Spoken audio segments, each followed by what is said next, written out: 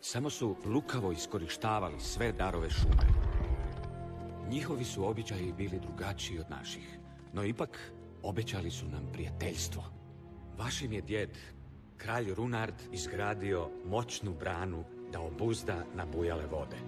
Bio je to dar mira. Jako velik dar mira. Bio sam tako ponosan da smijem poći u šumu na proslave. Samo odvažno, Agnare.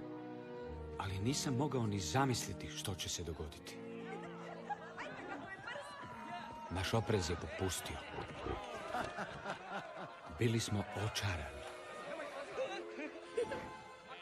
I sve nam se činilo čudesnim.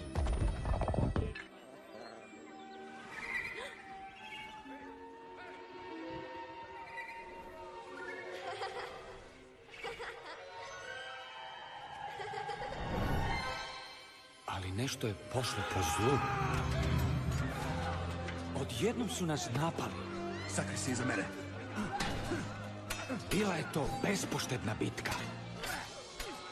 Vaš djed je poginuo. Bitka je razjarila duhove. Pazite! Usmjerili su svoje čarolije protiv svih nas.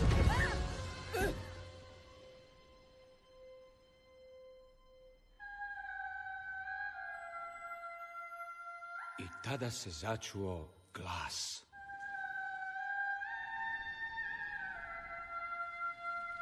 Netko me je spasio. Rekli su mi da su duhovi potom